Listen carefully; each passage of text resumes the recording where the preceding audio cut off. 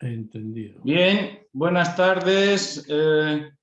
Hoy un tema importantísimo también. Vamos a hablar de la sabiduría de los clásicos a propósito del último libro de Santiago Trancón Pérez. Buenas tardes, Santiago. Hola, buenas tardes. Gracias por la invitación. Pues nada, tú eres ya uno de los nuestros, podríamos decir, Santiago. Yo me apunto a todo. Aquí detrás tenemos sobre Cervantes una obra tuya reciente. Ah, sí, las huellas judías de Cervantes. Don Quijote, sí. Pues del siglo de oro. Pues este libro trata de las obras de Gracián, sus aforismos, ¿no? El Criticón y de Quevedo también, de dos grandes obras. Sí, he seleccionado esos dos grandes, esos dos gigantes de los muchos que hay en la época, porque nos ayuda Pero mucho a entender. el subtítulo, como las obras que ponía, ¿no? Los títulos que ponía Quevedo y Gracián, los subtítulos dicen mucho también, de palabras para pensar, ¿no? En la actualidad, palabras para pensar y pensamientos para saber vivir. Eso es muy filosófico, ¿no? Para cómo conseguir la vida buena, ¿no? O el saber vivir, tanto en Gracián como en Quevedo. Es relacionar el pensamiento con la vida. Nunca la filosofía ha estado alejada de la vida, y lo más importante de la vida es saber vivir o aprender a saber vivir. Desde Sócrates, el cuidado de sí mismo y el cuidado de la ciudad y de los demás, para no dejar ninguna verdad, alguna afirmación que no sea racional o que no sea ética, ¿no? Sí, ese es el punto de partida importante, claro. Exacto. Bien. Vamos a decir un poco de tu biografía. Santiago Trancón Pérez nació en Valderas, en León. ¿Cuántos años ya? ¿Cuántos años? Unos pocos. Es doctor en filología. Más de los que uno quisiera, bueno, pero siempre, menos de lo que uno desea, porque al final es siempre, la paradoja, ¿no? Con los años. No, la edad madura es buena, decía Gracián, porque no te viene después de la juventud, de la madurez, e incluso la vejez te sirve para la filosofía. Sí. Bien, es doctor en filología hispánica, premio extraordinario de tesis doctorales, tienes editado muchos libros de la naturaleza del olvido, de poesía en el año 89, en un viejo país, que es una novela del 97, Teoría del teatro del 2006, Teoría breve de Rafael Gordón del 2006, Desvelo de la luz, otro libro de poesía, 2008, Memorias de un judío sefardí del 2011, Huellas judías y leonesas en el Quijote, lo tenemos aquí atrás, Confesiones de Don Quijote de 2019 y España sentenciada pero no vencida de 2021. Tu preocupación también no solamente sobre España, sino sobre temas filosóficos, humanistas, pues es evidente y de muy buena categoría, y has escrito en El Viejo Topo, en Ajo Blanco, en Primer Acto, en muchos diarios también, en El Mundo, y el 16, y escribes en El País, El Mundo y otros medios. Muy bien, Santiago, pues esta pequeña biografía es idónea para iniciar, por ejemplo, por Gracián.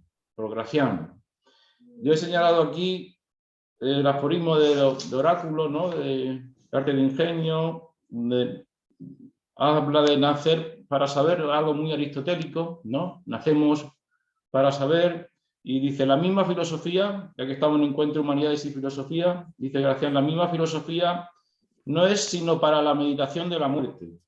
Hace esas tres divisiones clásicas de Gracián, ¿no? Que también aparece en el Criticón, ¿no? De juventud, de madurez y de vejez. Ahí tú vas aclarando, glosando, explicando, ¿no? Con los aforismos y las obras de Gracián. Ahí ¿qué nos dice Gracián? ¿Qué nos dice Gracián? Sí, y que tiene que ver con la filosofía. Efectivamente, yo me he acercado a los clásicos para extraer de ellos el pensamiento vivificador que tiene interés a cualquier lector de hoy. Lo primero de todo, digamos, es desterrar la idea de que los clásicos son autores pesados, que no tienen interés, difíciles, complicados, todo lo contrario. Lo primero es quitar todos esos prejuicios de la cabeza y acercarnos sin ningún tipo de prevención y entregándonos a la seducción de sus textos. Y eso es lo primero que yo quiero subrayar, y el interés que puede tener el libro es que acerca a los clásicos de una manera natural, sin forzar interpretaciones, sino poniendo de relieve su texto. Digo en el prólogo que soy como un orfebre, lo que hago es colocar la pieza preciosa, el oro, el diamante, en su lugar, en el anillo o en el colgante, para que luzca plenamente. Esa es mi misión, darle un contexto de comentarios para que se entiendan y para que todo su esplendor luzca. Y el contenido es lo que tú insinúas ahí, es esa unión entre filosofía como pensamiento vital, es filosofía moral, pero es filosofía de la vida, es filosofía vital, y al mismo tiempo es literatura, y literatura en el sentido de la palabra llevada a sus máximas consecuencias, a su mayor eficacia, tanto de belleza como de expresividad, como de seducción, como de emoción. Es poesía y es filosofía. Y digo ahí en algún momento que si la filosofía es intentar decir aquello que no se puede decir o que nadie ha dicho o que es difícil de decir, y la poesía es decir aquello que igualmente no puede ser dicho o resulta difícil decirlo, el unir las dos cosas, esa es la grandeza de los clásicos. No son autores caducos, pasados, ¿no? Sino que precisamente su interés está en que en cualquier momento podemos extraer de ellos cosas para hoy, no haciendo arqueología semántica o haciendo una excavación o haciendo grandes esfuerzos academicistas. El libro huye del academicismo, porque precisamente eso aleja a los clásicos. Y uno de los métodos que creo que he intentado es extraer la literatura que podríamos decir breve. Porque hoy estamos movidos por, en fin, los WhatsApp, los titulares, la prisa, el otro, pero al mismo tiempo está en auge eso que llamaríamos literatura breve, el microrrelato, por ejemplo. Y entonces aprovecho ese gusto de hoy porque la vida y nuestro modo de distribuir el tiempo pues obliga a ello, a intensificar la literatura breve. Literatura breve que no quiere decir que exige mucha más atención que a veces grandes libros con grandes textos, ¿no?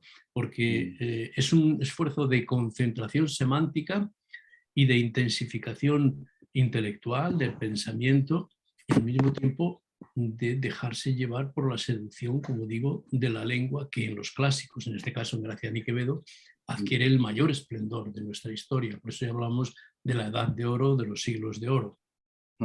Sí, sí, lo bien dicho se dice presto, decía Gracián también, ¿no? Después de lo breve, si dos veces, si lo bueno, si dos veces... Si breve, dos veces bueno. Bueno, breve, dos veces bueno. Buenas tardes. Pero, buenas tardes. Antonio García. Perdona que añadamos, y dice, y aún lo malo, si poco, menos malo. Eso es también. Siempre son las oposiciones entre lo bueno, lo malo, lo corto, lo largo, y es esa gran habilidad de poner en enfrentamiento dos pensamientos antitéticos para sacar de ellos un esplendor, una luz, una iluminación. Eso exige que nosotros, al leerlos, de algún modo tenemos que suspender el pensamiento y dejarnos llevar. Eso es. Bueno, gracias por la presentación de sí, Antonio, tiene el micrófono de nuevo. Hola, buenas. Hola, buenas tardes. Buenas. Encantado de estar aquí hablando de esos clásicos que, bueno, que me parece uno de los grandes cimas de la literatura y el pensamiento mundial de todas las épocas, ¿no? Y a veces los tenemos tan cerca que no somos capaces de, aquí sobre todo entre nosotros, de apreciarlos en su medida. Yo digo, por ejemplo, que el Criticón es un libro de los grandes clásicos, a la altura del Quijote, de otra manera, que han leído, lo tengo comprobado, lo han leído, que yo conozca, el 0,5% de los profesores de literatura española.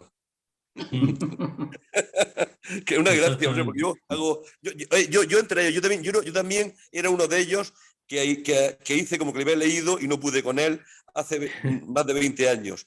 pero lo intenté y creo que después, por circunstancias que luego quizás cuente, ya por vergüenza torera, y me parece algo, una cima por decir algo. Y por supuesto, Oráculo Manual, del cual está sacada esa cita, decía Nietzsche que era un libro suyo de cabecera prácticamente, ¿no?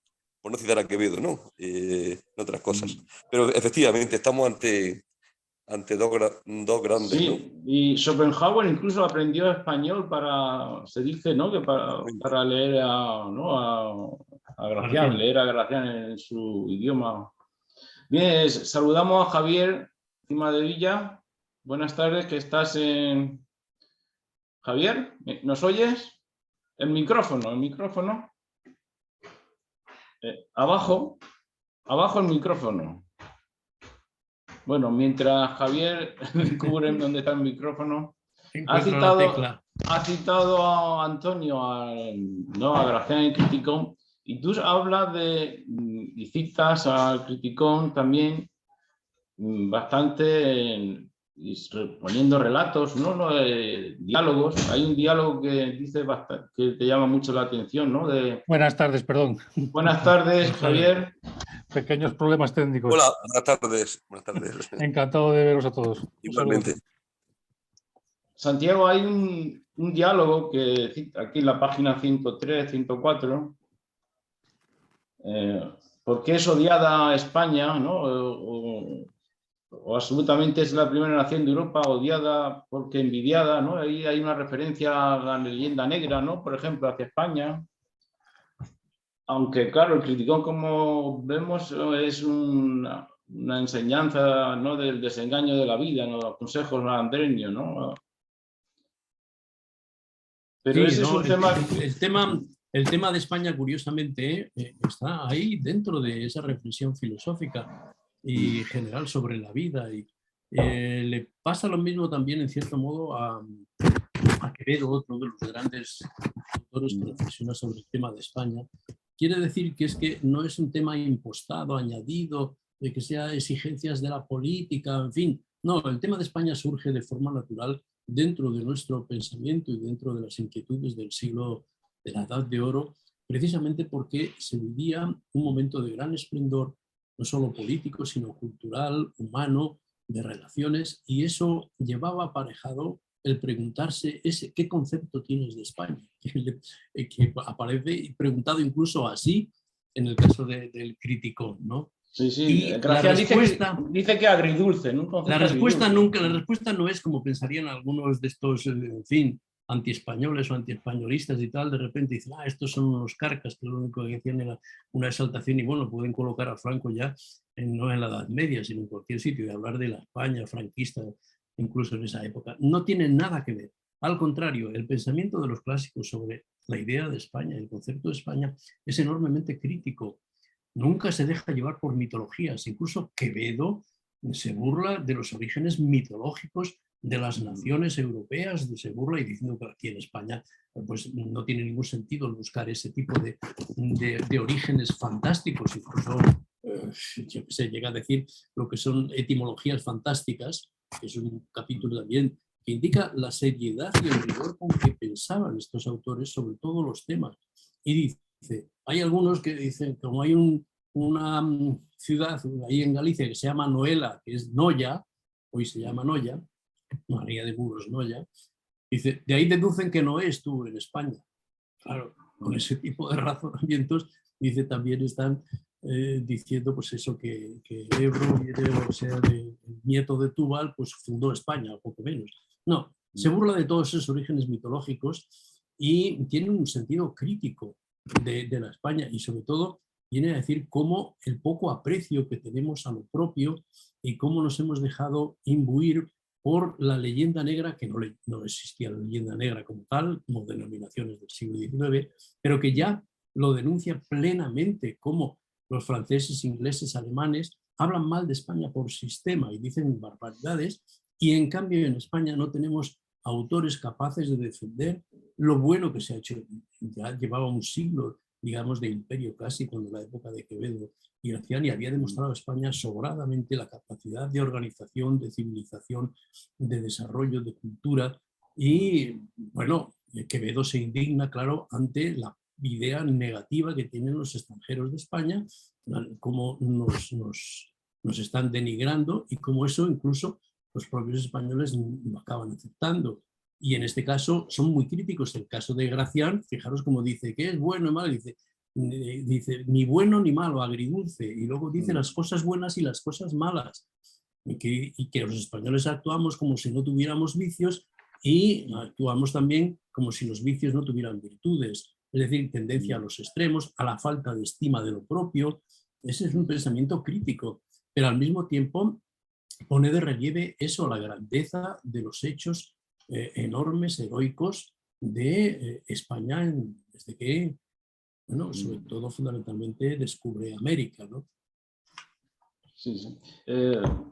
Y hay una cuestión. El libro de España defendida de Quevedo es un libro único, increíble, y que está, fijaros, escritos ya con muchísima antelación. España defendida.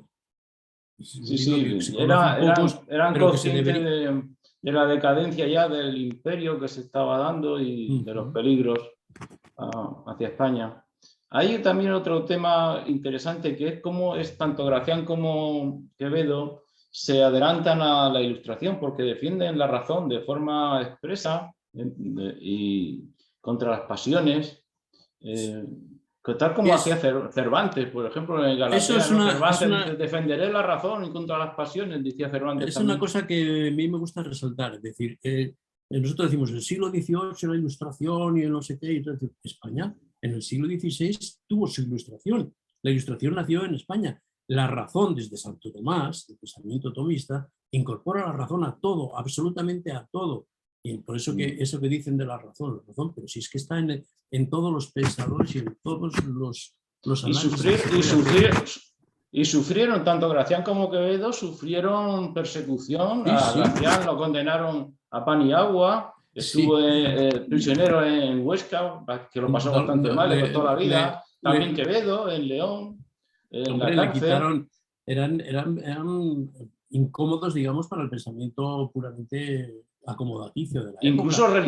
Incluso al religioso, a su propia. Claro, en el caso de Gracián, ya el pobre hombre que le condenen a estar encerrado en una habitación y le quitan el papel, la pluma y el tintero, es como quitarle, cortarle la lengua. Vamos. Sabiendo que era de origen judío. Cosa tremendo. Sabiendo que era de origen judío. También es otro origen judío, es otro tema interesantísimo que sin duda está detrás de mucho del pensamiento que hay detrás.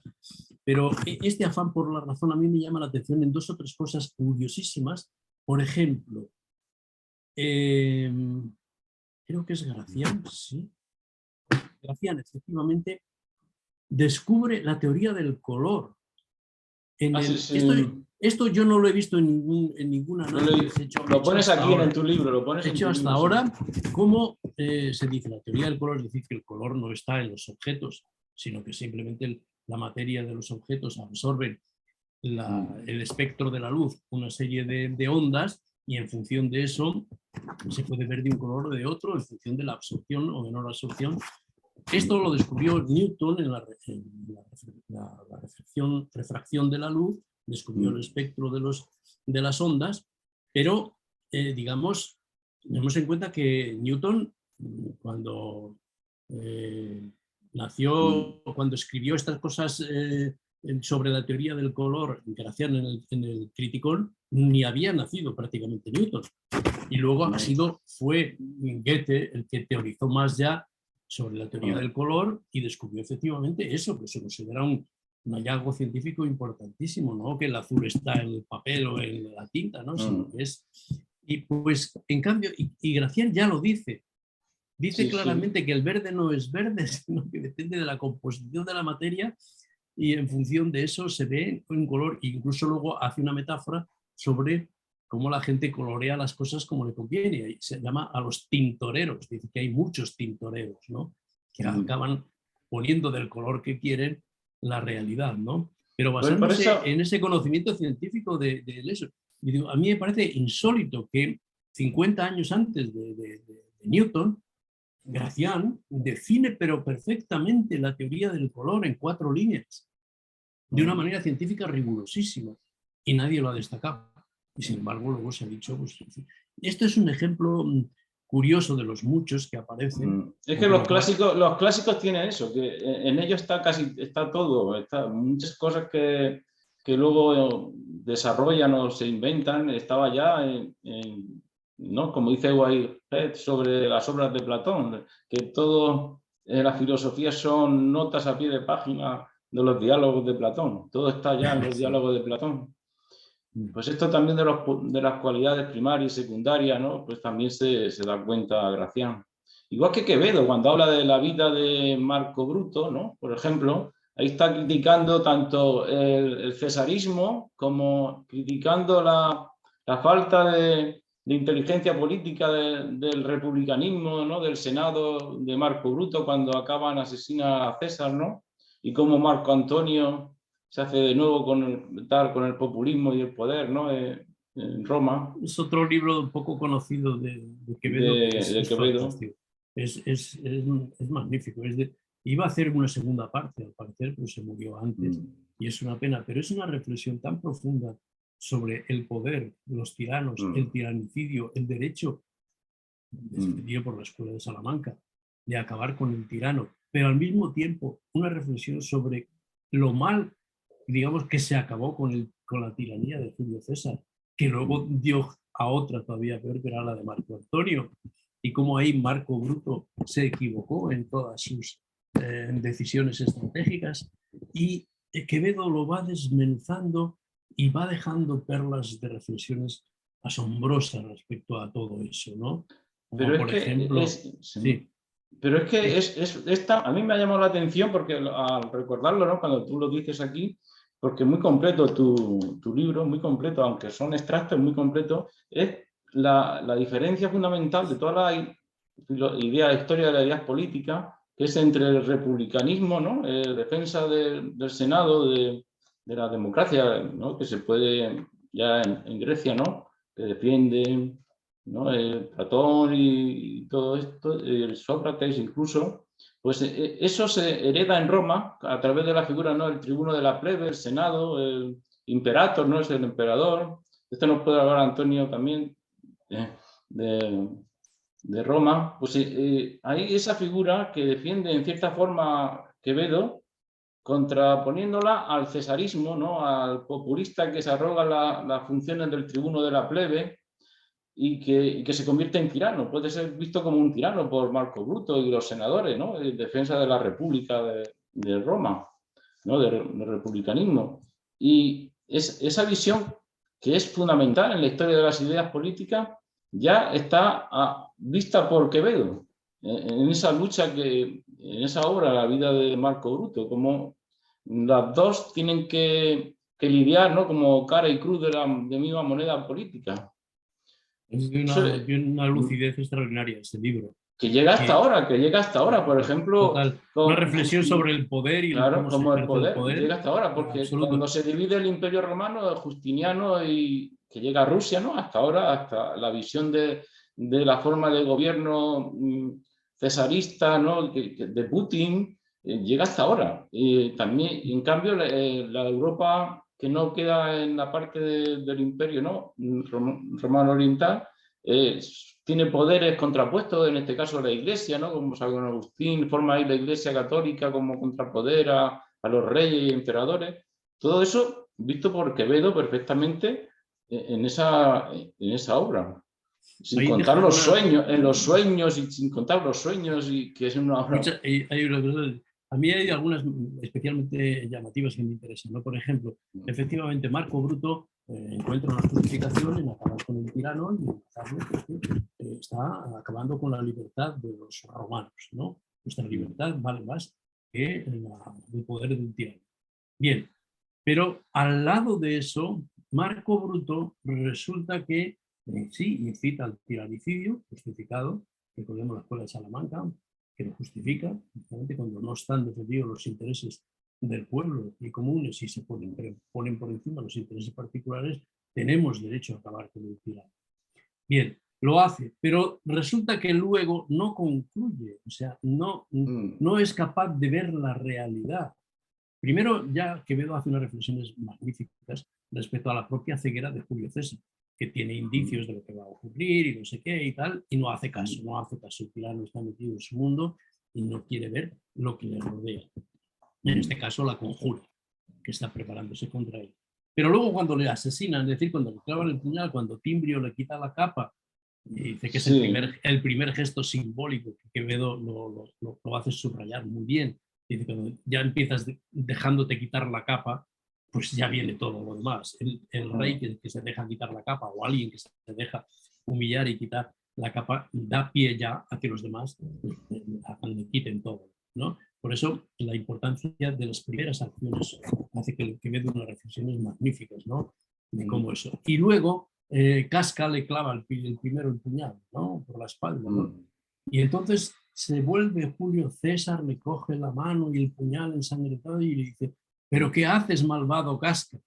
Y, hombre, claro, luego reflexiona Quevedo, que ¿cómo que qué haces? Pero si lo has visto ya, te ha clavado el puñal, ves la sangre del puñal, ¿qué es lo que qué es lo que ha hecho? Pues asesinarte, matarte. Y ahí hace entonces una reflexión. Dice: quien pregunta lo que padece, con razón padece lo que pregunta.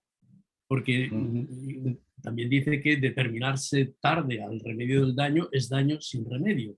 Estos retruécanos que hace Quevedo tan maravilloso, ¿no? Pues efectivamente no hay mayor ceguera, como dice también él, de quien pregunta por lo que ve.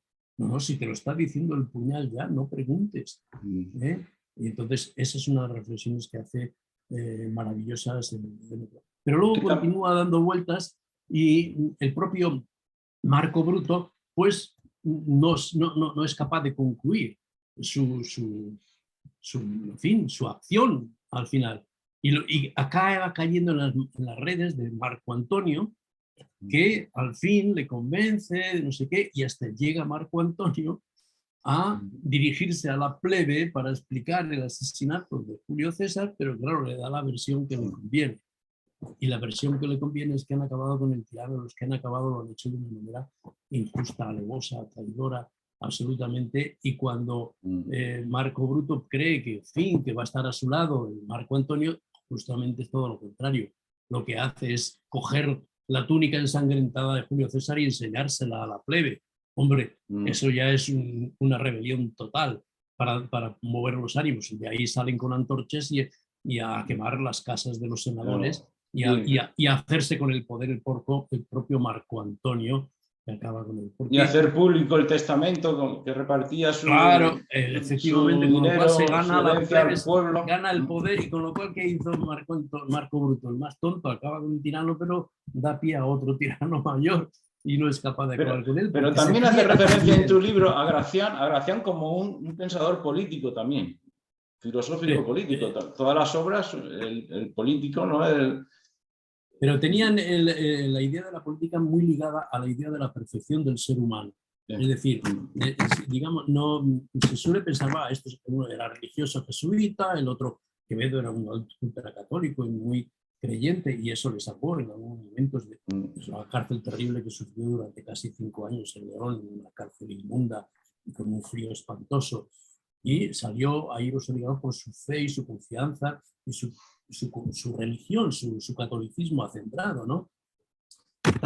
Pero no en sus obras, lo más importante, yo lo que destaco es precisamente no lo religioso, que ya se ha hablado mucho de ello, que suele caerse en grandes tópicos como si fueran unos fanáticos religiosos y reaccionarios, todo lo contrario. Hay una crítica a la jerarquía iglesia, a las monjas, a cura, todo, a los reyes. Son tanto en Gracián como en Quevedo, curiosamente. Una crítica al poder, una crítica a la sociedad misma, a todo, a los religiosos, por su hipocresía. Exactamente. Entonces su visión es sobre todo una visión desde el punto de vista de la perfección del ser humano. Y aquí está la base racional de todo eso. Los instintos, las puras pasiones conducen al hombre a su propia destrucción. Solo la razón, el equilibrio, la moderación, la sindéresis que dice Gracián, nos da posibilidades de desarrollar nuestras habilidades, capacidades y ser felices, porque aprender a vivir, el saber vivir, es también aprender a saber ser feliz, porque no está desligado para nada. Entonces no son pensamientos, digo, ni autores que estén ahí en otro mundo, están en este mundo real, y viendo cómo superar las dificultades, los engaños, las mentiras, la hipocresía. Es decir, el conocimiento real de la conducta de los otros seres humanos, fundamental para poder no caer en sus redes, en sus engaños, ¿no? Por eso es un pensamiento tan vivificador. Y aquí pues, recuerdo, hablando de vivificación, recuerdo pues, otro aforismo de Heráclito, ¿no? Recordamos que dice que quienes se bañan en ríos, en los mismos ríos, siempre, sin embargo, se bañan en aguas distintas. Los mismos ríos nunca llevan el mismo agua. Los clásicos son esos ríos caudalosos, vivificadores. Si nos sumergimos en ellos, encontramos cosas nuevas, siempre vivificadoras. Y en el caso de Gracián y Quevedo son dos gigantes de nuestra literatura que yo lo que hago es facilitar el acercamiento pues, a profesores, alumnos, a gente. Curiosamente el libro me costó mucho editarlo al final, de ese sistema que llaman de autoedición, pero que en el fondo pues consideraron una gran editorial que me lo pidió, que lo escribiera. Es que tiene demasiado nivel. ¿Cómo que tiene demasiado nivel? Pero si está lleno de cuentos, de historietas, de cosas preciosas. La historia, por ejemplo, de Gracián con el pavón, el pavo real, la historia que hace de eso es preciosa, es una delicia. Yo me gustaría, ya he dejado de dar clases, tener este libro para dar clases con mis alumnos. Cada día contarles una pequeña historia y comentársela y pedirles a ver que reflexionaran. Verían que los clásicos son absolutamente cercanos y vivos, ¿no? Porque está lleno de miles de historias. Es un libro que se puede abrir por cualquier página y leer por donde se quiera. Tiene contenido muy... donde se quiera. Y además, como me dijo un amigo, esto es como los pollos, hay que beber agua y enseguida levantar la cabeza y mirar alrededor para ver y reflexionar, ¿no? No es para pegarse un atracón, porque no sirve de nada. Es para pensar, para investigar, para, como decía Sócrates, o sea, para la filosofía. No sé si Antonio quería preguntar también o decir algo no sobre Gracián. Bueno, estoy encantado de escucharos.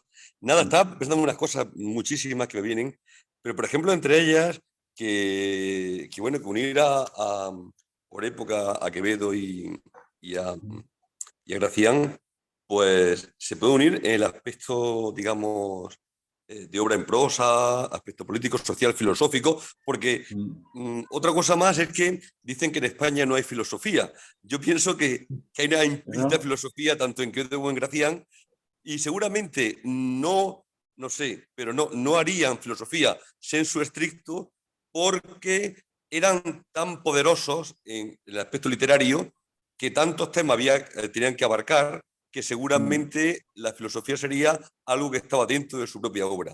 Y en el caso de Quevedo, hay que recordar que aparte de su obra en prosa, es uno de los grandes poetas de todos los tiempos. O sea, aparte de eso, y aparte es un gran novelista.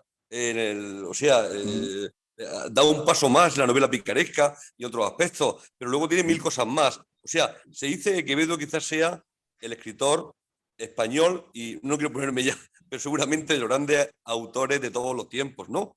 En cuanto a capacidad, ¿no?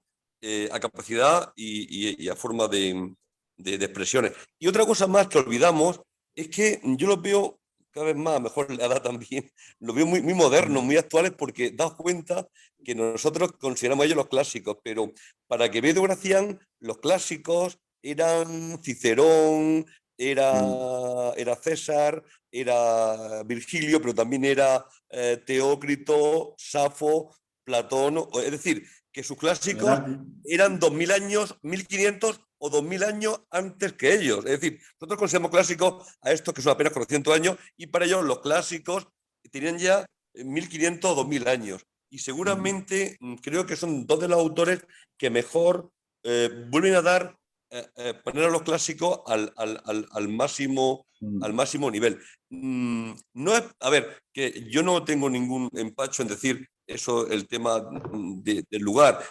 Coincidió que se dio en España, en el siglo XVI y XVII, pero como digo yo, no hay color. Era una NBA de los mejores, por decir un ejemplo actual, de los mejores autores se dieron aquí. Es decir, que posiblemente hasta el romanticismo alemán, francés, etcétera, no será algo bueno, casi parecido. Es decir, que a veces digo, bueno, digo yo, repito, que por supuesto hubo un gran Shakespeare y Francia tuvo, bueno, pues es un gran Molière, pero en España, por circunstancias, hay 15 o 20 Shakespeare y 30 Molières. O sea, Molière, o sea, quiero decir, con todos los respetos. Es decir, si unimos todos los grandes autores en todos los géneros. Y quizás estos dos sean posiblemente un ejemplo claro. Yo una cosa, bueno, quería preguntarte, que no he leído el libro, tendré que leerlo, y tengo muchas ganas de leerlo, es acerca bueno, a ver, no me quiero meter en temas espinosos, pero sí que meterme en temas espinosos. Me molesta mucho actualmente el Marbete. Eran misóginos, vamos a ver, ¿cómo que eran misóginos? Ya me tiene un jardín, no sé si estoy a publicarlo o no, pero ¿cómo que eran misóginos? ¿Qué llaman misoginia? Es decir, o eran misántropos. No. Yo pienso que hay algo por encima de todo esto, no me voy a meter ahora en cosas actuales, que me parece que a veces ponen un Marbete y lo dejan puesto ahí. Es verdad que a veces Quevedo, por ejemplo, era crítico, el propio Gracián era incisivo, pero yo creo que era, como he dicho antes, era incisivo con el ser humano, con el hombre, con sus vicios y sus problemas. No hombre-mujer, sino con el ser humano. Y luego, en Quevedo, una prueba que a mí me parece, yo soy muy de poesía, ¿no? Que a mí me parece evidente que es verdad que hay poemas de Quevedo en el que puede hacer alguna, en fin, mete una puya a una dama, pero también a un varón. Es decir, pero evidentemente los grandes poemas de amor de esa época, del 16-17, son de Quevedo. Es decir, no hay un poema parecido a un soneto, por ejemplo, de los muchos que tiene, ese que dice, por ejemplo, alma, que acaba diciendo, alma que a todo un dios prisión ha sido, venas que humora tanto fuego han dado, médulas que han gloriosamente ardido, su cuerpo dejará, no su cuidado, serán cenizas, más tendrán sentido, y ya sabéis, polvo serán, más polvo enamorado. No que lo cite, pero es un ejemplo, es como citar a uno de los máximos momentos de la literatura mundial de todas las épocas, y en lo que quiero decir, una pequeña demostración, y acabo ya, de que no puede haber misoginia ni misantropía, pienso, sino más bien lo que habéis dicho vosotros antes, un tema que la razón, de una forma, va tocando en los defectos que tenemos los seres humanos en general. Es decir, por ampliar un poco el tema y centrarlo un poco, ¿no crees que posiblemente los famosos tópicos contra Graciano, Quevedo, como este de la misoginia y otros más, son posiblemente producto de una mala comprensión de la obra global de estos autores? Por resumir un poco la cuestión, y disculpar que me haya extendido. No, está muy bien. No, está claro que hoy estamos asistiendo a esa famosa cultura de la cancelación, donde sin tener en cuenta el contexto ni el momento histórico, pues se está haciendo juicios con prejuicios actuales, porque tampoco son con ideas actuales, son con tonterías, ¿no? Entonces, en ese sentido, si quieres buscar y hurgar, encuentra lo que te dé la gana. Pero siendo honestos, primero, hay que contextualizarlo. Ahí se vivía en la cultura de la época, donde eso era un elemento más. Que una cosa era, digamos, la literatura, la retórica, sobre todo la poesía satírica, donde cuando se satirizaba todo, daba igual hombre, mujer o no, y claro, la sátira sobre la mujer tiene una tradición larga, pero luego al mismo tiempo está esa otra poesía amorosa de exaltación de la mujer, del valor de la mujer, etcétera, que lo contrapones y tienes que decir que las dos cosas son auténticas, pero están haciendo literatura en un caso y en otro. Y luego, si miras más profundamente, pues encontramos en Quevedo, pues sí, contradicciones propias de la época, pero quizás es nuestra interpretación la que lo hace mal. Porque, por ejemplo, hablando de la mujer, hay algunas páginas de defensa de la mujer extraordinaria, de cómo critica a los maridos que no les dejan estudiar a sus mujeres para tenerlas sometidas. Exactamente. Es decir, encontramos infinidad de ejemplos donde critica, por ejemplo, a esas mujeres que están sometidas a la honra y tal, y acaba muriendo, dice, con los virgos fiambres, por dominación y control, que no saben lo que es el gusto a las mujeres. En fin, infinidad de cosas que se pueden interpretar en sentido absolutamente contrario a lo que pudiéramos imaginar. Incluso, pues, en defensa, que también era claramente un declarado antisemita, pero antisemita decimos hoy, también es una equivocación hablar de antisemitismo en la época de Quevedo, ¿no? Simplemente en la cultura de la época, cuando se expulsó a los judíos, pues se creó en la cultura la identificación del judío con el traidor y con el otro y lo mal. Pero al mismo tiempo Quevedo defiende a los, habiendo hecho secreción contra los judíos, que dice unas cosas tremendas, una gota de sangre judía ya mancha a todo el mundo, pero al mismo tiempo leemos otro, toda la sangre es hidalguillo es colorada. Toda sangre hidalguillo es colorada, es decir, que déjame de que te contar que la sangre es la pureza, depende de tus actos y de tu conducta, tu vida, ¿no? Y vemos esos pensamientos que se contraponen unos con otros y que nos dan la idea de la grandeza de Quevedo, que no tenía un pensamiento dogmático, sino que enfocaba la realidad en cada momento desde una óptica y buscaba la verdad en eso que decía. En este caso, defiende incluso los judíos y los moros que puedan ir al cielo. Y dice, ¿por qué condenáis que no pueden ir al cielo? Son tan dignos, dependerá de sus obras, ¿no? El mayor linaje es el de sus obras, ¿no?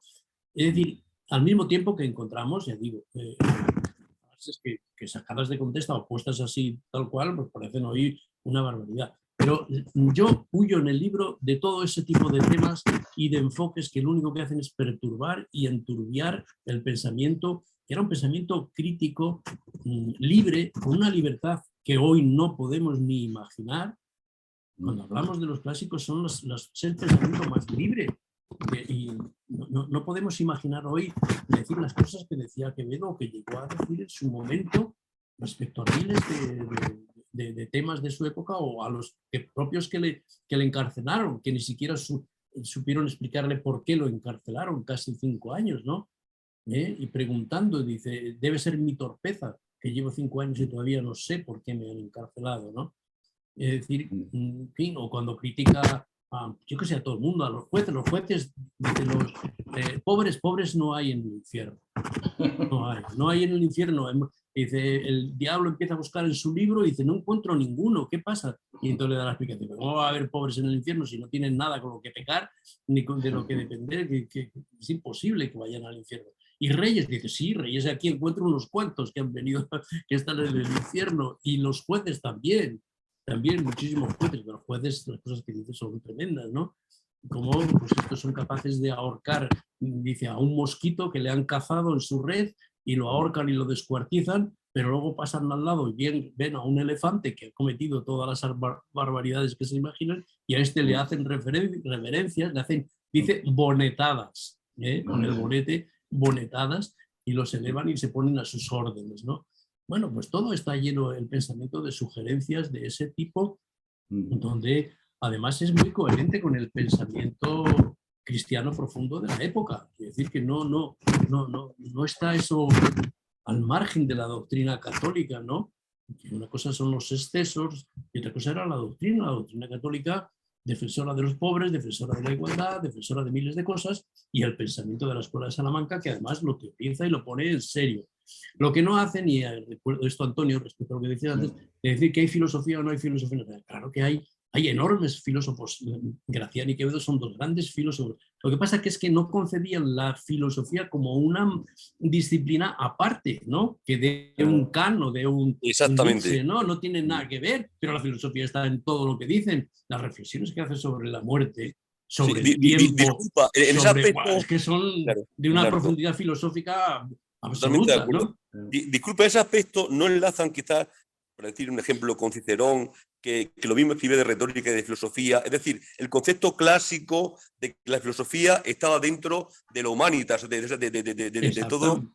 toda la paideia del mundo griego. Es decir, es parte de eso y posiblemente en ese sentido eran continuadores, ¿no? del mundo clásico antiguo también. En un mundo claro, moderno. Es que el concepto es el saber, la sabiduría. Exactamente, eso no es el conocimiento académico, del que se burla además Quevedo en algunas ocasiones también, claramente, ¿no? No, es la sabiduría, la filosofía es sabiduría y la sabiduría es saber pensar, saber vivir, saber disfrutar con asombro de todo lo que rodea y tener conciencia, sobre todo, de la muerte. la presencia de la conciencia de la muerte es fundamental en el pensamiento de uno y de otro, que hoy nos parece que es un elemento clave, fundamental en el pensamiento de Quevedo y de Gracián, la plena conciencia de la muerte. Dice, el vivir es ir muriendo, no se puede vivir sin morir al mismo tiempo, y hay que asumir esas cosas, esa realidad, y darle un valor enormemente estimulante a la vida, precisamente porque está siempre a un paso de la muerte.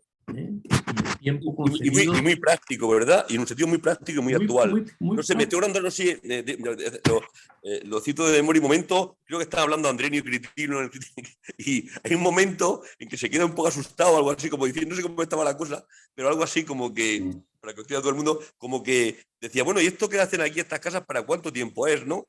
Y le dice, o no sé, le dice, para 50 o 80 años, la vida humana, ¿no? Dice, bueno, pues entonces no merece la pena, no son 500.000 o 2.000 años para ir a hacer una casa. O sea, un poco una broma, algo así, pero son bromas muy reales, sí, muy actuales, sí. Y que si alguien alquila un piso actualmente o quiere comprarse algo, tiene que tener en consideración cosas como esta, que parecen bromas, pero en el fondo, como tú dices, está tocando a la realidad de la vida y la muerte, ¿no? Que es fundamental ese concepto. Sí, ¿no? Es la reflexión que hace Quevedo en un poema que te gustará a ti mucho, lo recordarás, donde dice, buscas en Roma, claro. Buscas en Roma a Roma, oh peregrino, y a Roma misma en Roma no la hallas. No la hallas, sí. O Roma en tu hermosura, en tu belleza, todo huyó todo lo que era frágil, o lo que era... Huyó lo que era firme y solamente lo fugitivo permanece y dura. O sea, ese último verso, solamente lo fugitivo es modernísimo, ¿no? Es clásico y modernísimo a la vez, ¿no? Absolutamente, de qué claridad, ¿no? Efectivamente, solamente lo fugitivo permanece y dura. Y una cosa más, me ha encantado que comente lo de los temas judíos, que es otro dentro del contexto histórico, pero por ejemplo, incluso el tema humano, de que los seres humanos tenemos riñas, problemas y tal. La enemistad que tuvo a muerte entre comillas, con Góngora, a ver, en definitiva, no deja de ser admiración. La gente olvida que Góngora era casi 20 años mayor que Quevedo. Y Quevedo era un chaval que vio a un gran maestro al cual admiraba en buena medida y era su referente. Y quién menos que le mandara pullas al maestro, ¿no? Y llegó al ejemplo de decir, se me también untaré mis versos con tocino porque no me los muerda con gorilla. Pero bueno, no deja de ser una gran, en definitiva, cuando hacía un insulto era, a ver, no es que yo quiera ni mucho menos legalizar el insulto, pero era un insulto, digamos, artístico, no como los insultos actuales que se ven en ciertos aspectos políticos en ningún sentido. Es decir, y luego, perdona, había una cosa también de ética y de estética. No le gustaba, es decir, hay cosas de Góngora, yo estoy seguro, convencidísimo de que lo admiraba porque si no, no lo atacaría, pero que su estética poética quería ir un poco más allá y criticaba ciertas palabras que de forma muy graciosa la critica de forma explícita en la forma de versificar de Góngora, que era maravilloso, era otra cosa, quizá más hacia el mundo antiguo, pero Quevedo, comprendiéndolo, da un giro hacia el mundo moderno. Es decir, que hasta en la crítica que hace del propio Góngora, considero que hay algo también de verdad, de libertad, como tú dices, y de belleza, me parece, en buena medida. Sí. También un poquito de mala uva, no digo que no, evidentemente. La mala uva también es muy humana. Bueno, se ha incorporado Román Gil, lo saludamos. Román, si quieres intervenir. Santiago Trancón está aquí. Hola, y Antonio y Javier Cimadevilla. Hola, Román. Decía un poco que la distinción entre conceptismo y culturalismo suele ser bastante equívoca, porque en el mismo Quevedo encontramos versos que los podía haber firmado perfectamente Góngora. Se le nota la influencia en algunos momentos, pero casi textualmente, porque habían incluso glosaban en la poesía, entonces estaba mal visto el glosar algunos versos. Hay algunos que son calcaos de Garcilaso y cambiaba algunas palabras, ¿no? Y eso pues se nota.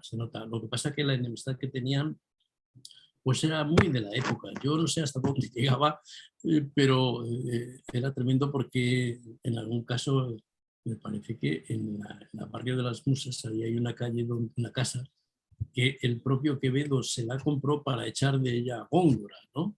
Que estaba de inquilino en ella, y hasta ese extremo llegaba él, Quevedo, sus prontos, dice que en algún duelo de espadachín mató a alguien, porque era un habilidoso espadachín, eso también recordemos. Estos vivían en su mundo literario, pero también muy pisando el suelo, y en este caso manejaba la espada maravillosamente. En el caso de Quevedo, un poco complicado porque era un poco zambo y cojo, y era un miope muy grande, pero bueno, eso no le impidió pues hacer todo lo que hizo. Sobre todo, como tú dices, es una persona inclasificable, y la poesía suya es de un nivel, vamos, único. Incluso la poesía es amorosa, siendo como era, decíamos, con su misoginia.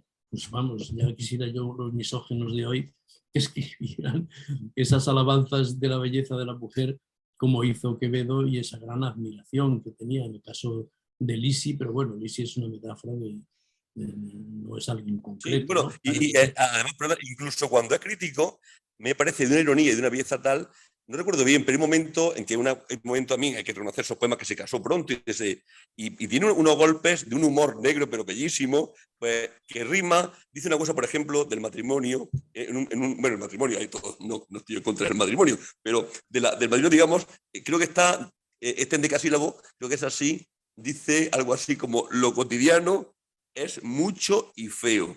Y luego rima, creo que rima con el cuento, con otro que dice que aún en el infierno fue dichoso Orfeo. O sea, es de una pues, tú lo puedes criticar o no, pero hay una belleza implícita y una inteligencia, Tenía parte, una claro, capacidad y un gran sarcasmo. dominio también del mito clásico, que es otra cosa, un gran dominio del mito clásico que se filtra todos. perfectamente. Eso es.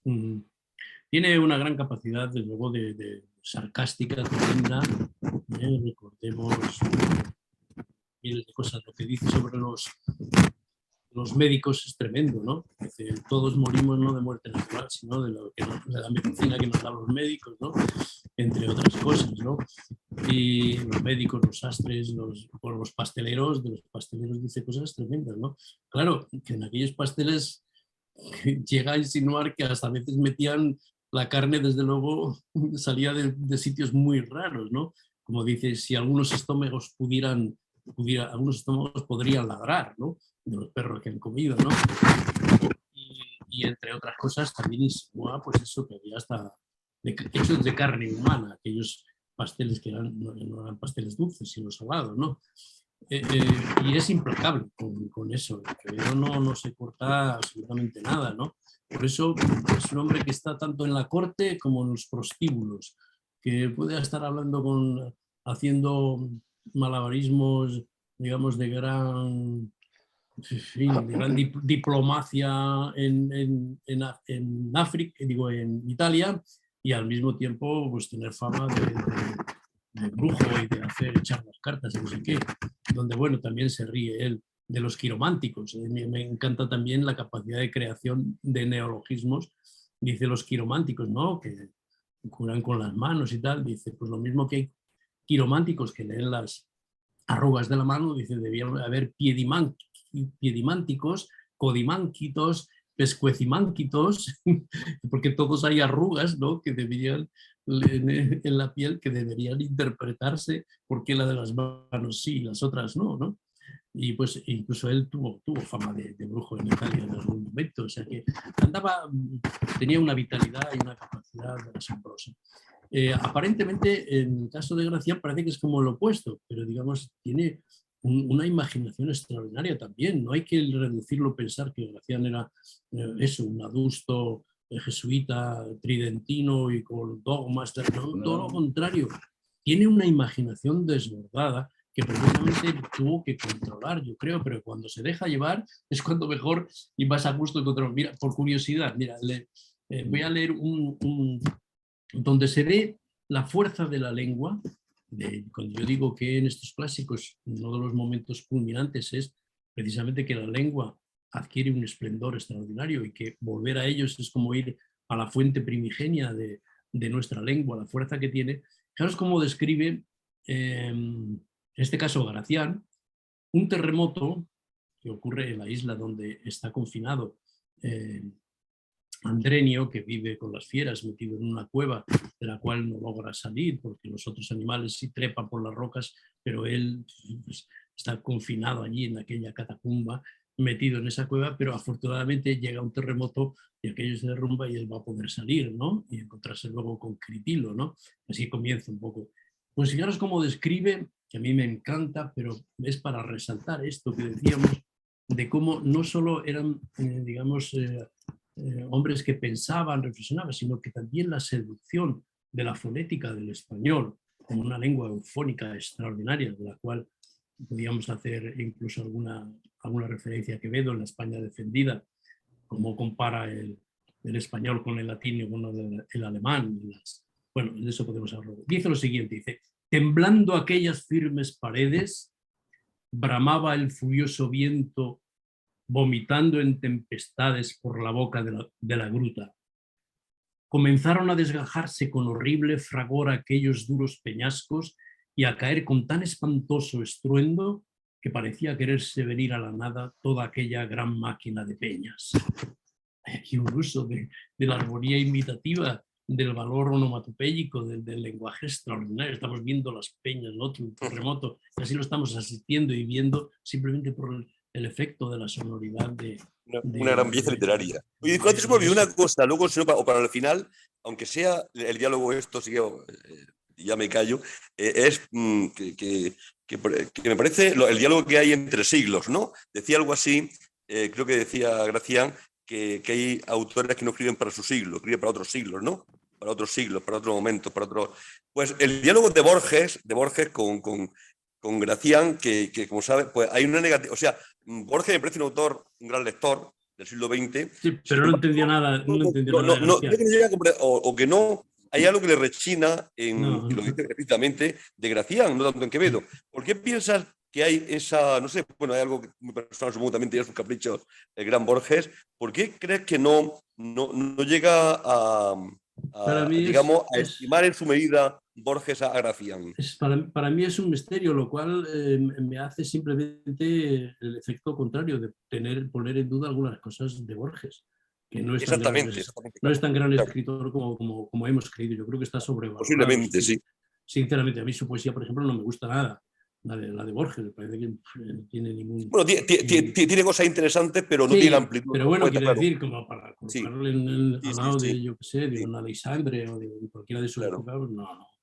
Claro. En fin, yo iría por ahí. De todas formas, pues eso, bueno, está bien, es un revulsivo y para quitarnos dogmas y pensar que todos los escritores son buenos o malos o así y tal. La vida literaria está llena de contradicciones y está bien que haya alguna de ellas, pero en el caso de Gracián se equivocó rotundamente. Yo creo que sí. Yo creo que se puede ver en el programa precisamente ese programa a fondo que se hacía en los años 70, que era un diálogo con Borges, con Onetti, que estaban 1 hora y pico y fumando. Yo creo que ahora mismo llega Sócrates, Jesucristo, y le dan 5 minutos, o sea, 1 hora con Borges o 1 hora con Onetti o con Rulfo fumando. Eso hoy sería imposible, ¿verdad? Bueno, pues ahí dice, por ejemplo, yo pienso que lo que se ve ahí que da cierta crítica, no creo que a todo Gracián, sino a la forma que tenía Gracián de adjetivar. Y yo pienso que ahí quizás no es consciente del cambio de siglo y el cambio... Es verdad que a veces tú lees a Gracián, sobre todo en el Criticón, y te puede parecer, pues eso, vamos a decir, barroco en el sentido excesivo, pero está todo, yo lo veo todo en consonancia con la obra que es en sí, ¿no? Es decir, no hay nada que sobre realmente, ¿no? Posiblemente nos puede parecer a nosotros algo excesivo, pero si ves la obra en conjunto, pues no deja de ser una cima literaria, ¿no? Y posiblemente, no sé, quizá ahí Borges no lo vieran. Bueno, no pasa nada tampoco. Yo quería decir, enlazando con lo he dicho al principio, cómo defiende la filosofía Gracián. Dice que en la época de la juventud, la primera estancia del bello vivir, de la vida, en hablar con los muertos tiene que dedicarse la juventud. Es decir, nacemos para saber y sabemos, y los libros con fidelidad nos hacen personas. Es decir, Él distingue ser hombre y ser persona, ¿no? Sí, sí, o sea, sí. que la juventud, aprendiendo de los libros, ¿no? de los clásicos, de los muertos, ¿no? De Cicerón, por ejemplo, ¿no? Pues entonces se hacen personas los jóvenes, llegan a ser personas. Y también hay un famoso poema, como sabéis, de Quevedo, donde dice que retirado, ¿no? en la paz de estos desiertos, con pocos, ¿no? Con pocos, pero 2 libros juntos, ¿no? Dice expresamente, vivo en conversación con los difuntos, con los muertos, con los libros, ¿no?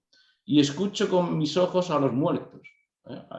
De nuevo está diciendo lo mismo, o sea, la necesidad del humanismo de los grandes libros, las grandes obras para ser persona, tanto para el político como para cualquier otra persona, sin distinción de rango, de nobleza ni nada.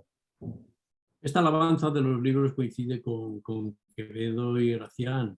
Efectivamente, cuando Quevedo dice eso, que vivo en conversación con los difuntos y escucho con mis ojos a los muertos. El leer es escuchar, no es solo ver, ¿no? Escuchar y escuchar a esos que siguen vivos, nos siguen hablando y susurrando, y como dice, al sueño de la vida hablan despiertos. Eso.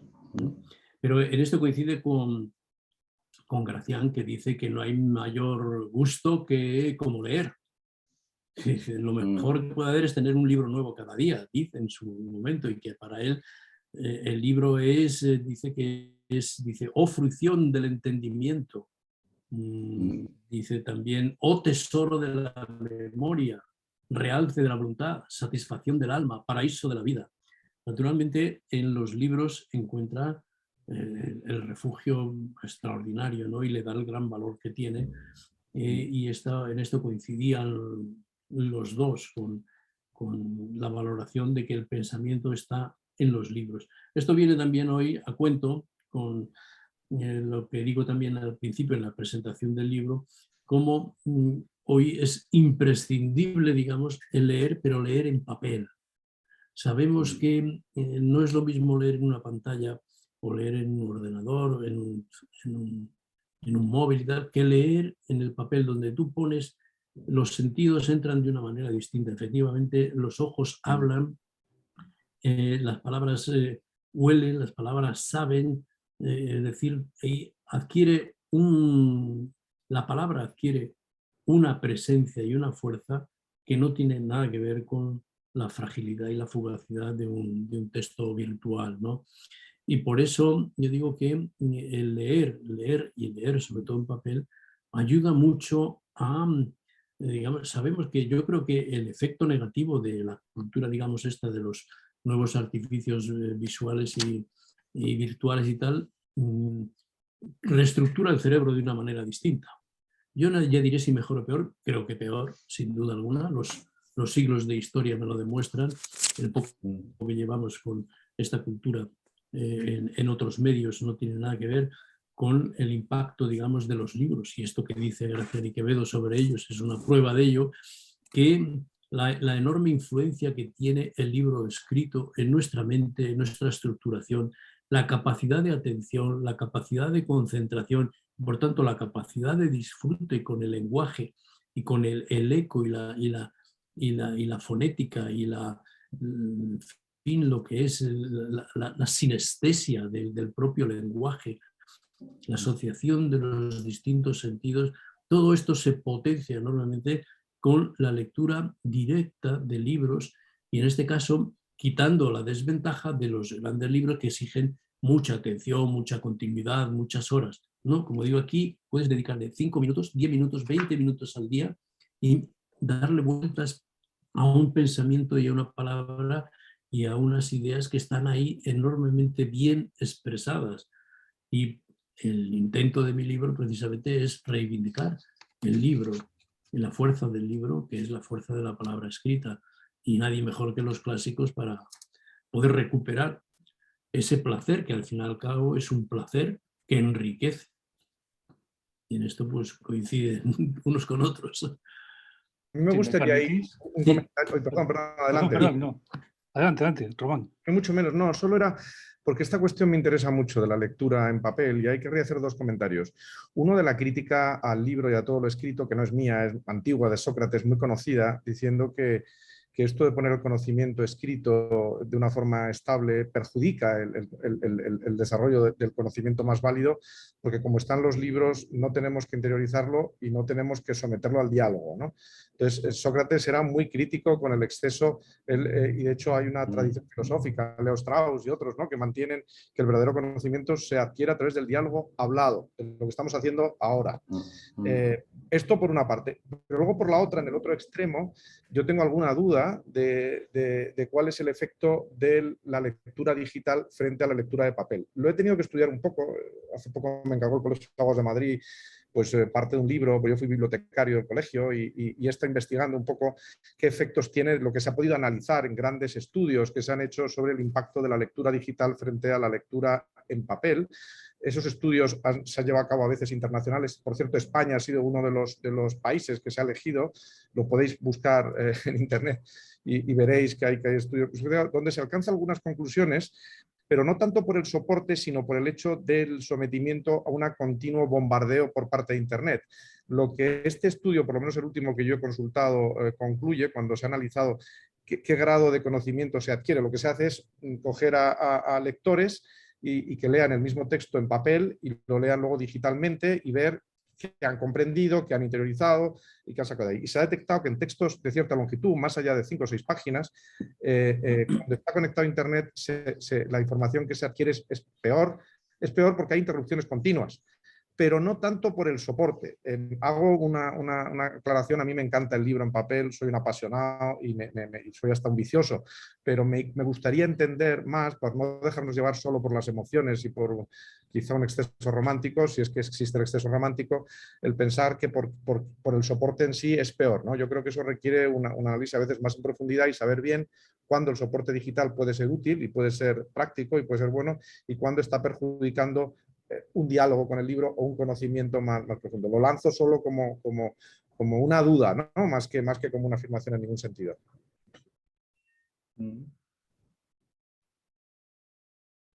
La duda la tengo yo también, todo el mundo la puede tener. Sí. ¿No? Lo que pasa que yo creo que el papel tiene la ventaja de que lo que lo manipulas, lo controlas tú directamente, y hay una relación, digamos, física muy determinante, y eso condiciona la atención, condiciona el modo como tú prestas atención, y yo creo que la clave está ahí, en cómo funciona la atención en un caso y en otro, y la fragilidad que puede tener un texto que desaparece rápidamente o un texto al que puedes volver cuando quieras, que sabes que lo tienes físicamente, que lo puedes tocar, quiere decir que puede entrar en contacto con el cuerpo de manera más directa. Yo soy muy fin, en un momento estudié mucho la relación entre la palabra y el cuerpo, y el cuerpo es fundamental. La palabra y la literatura son experiencias orgánicas, aparte de otras cosas.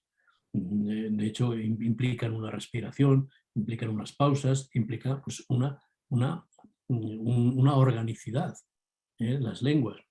Aquí viene un poquito a cuento, por curiosidad, lo que dice Quevedo cuando defiende el español y la literatura española y, en fin, frente a las críticas fáciles que se le hacen desde el extranjero, incluso cómo han criticado hasta la propia lengua, la fonética del español. En el caso de Erasmo de Rotterdam me llamó la atención pues cómo se burlaba de nuestra lengua y entre las cosas decía que era una lengua que tenía demasiadas eses y eso recordaba el silbido de las serpientes, diciendo que demasiado y tal. Quevedo cuando lee eso dice, bueno, pero ¿esto qué es? Y entonces le transcribe textos en latín donde la S tiene una sonoridad y una importancia extraordinaria y para nada tiene que ver con ningún pensamiento, digamos, rastrero de tal.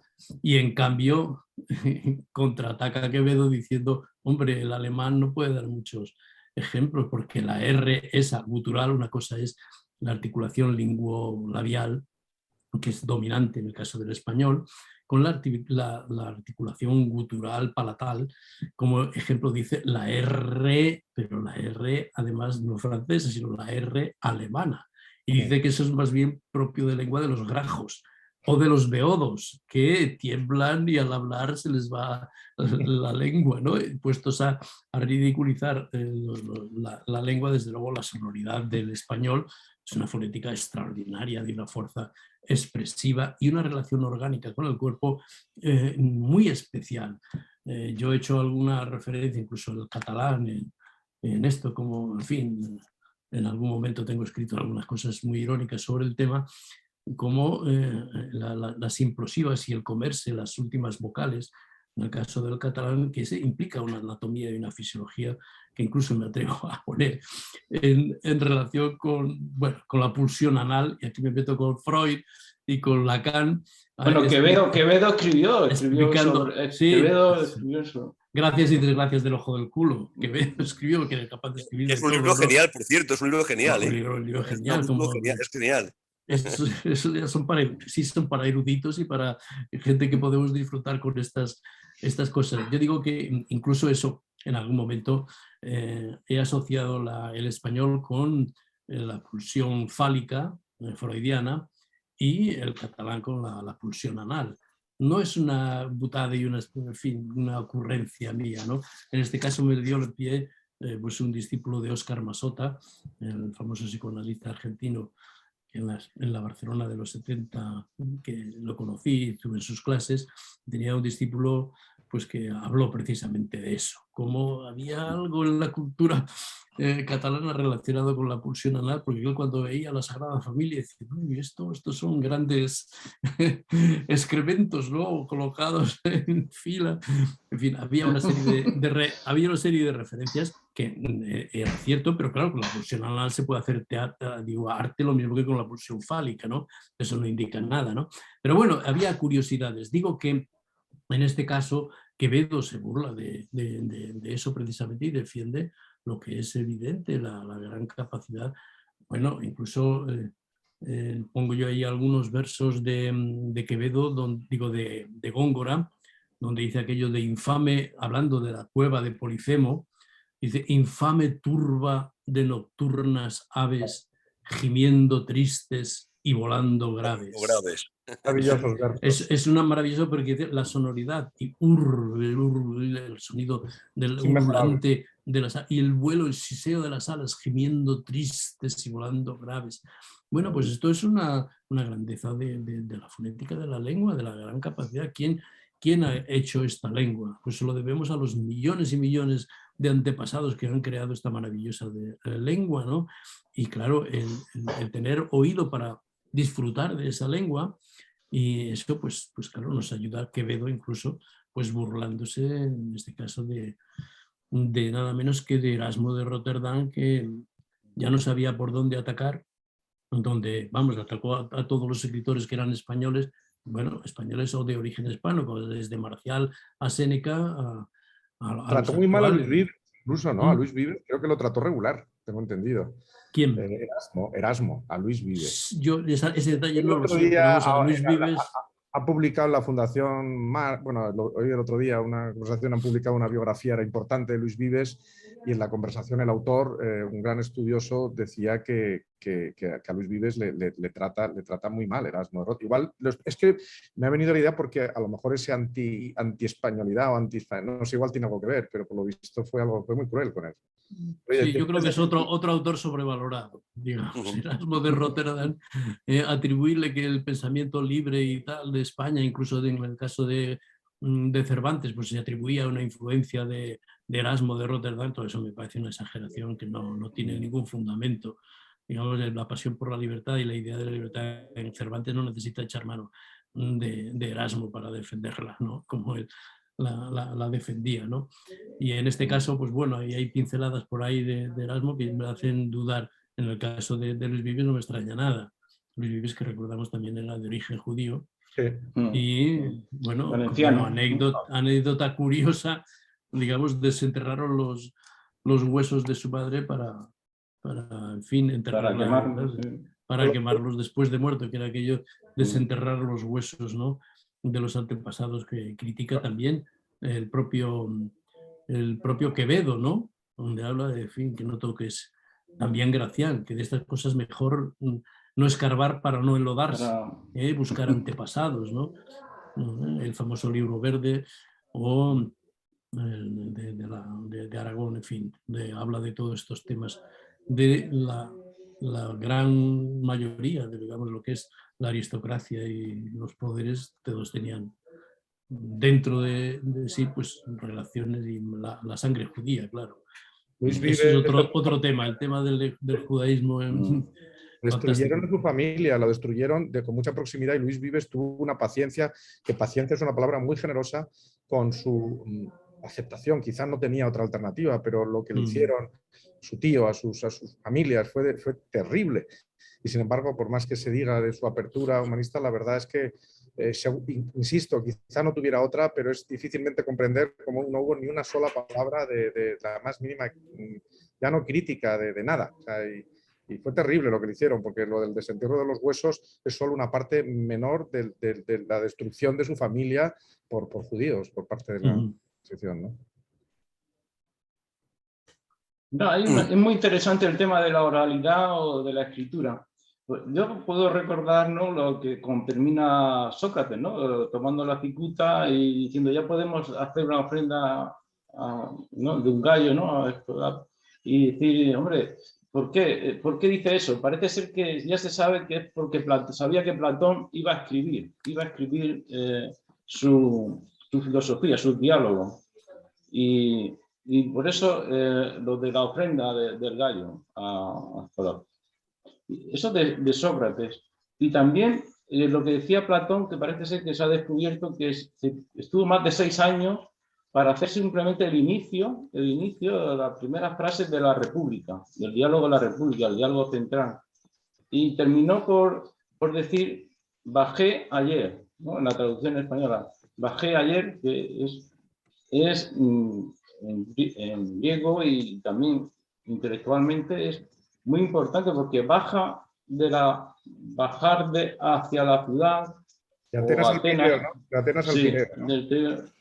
Porque la ciudad es la caverna, ¿no? Y uno tiene que estar ahí, que baja de la razón, ¿no?, de lo divino, de los cielos a la ciudad.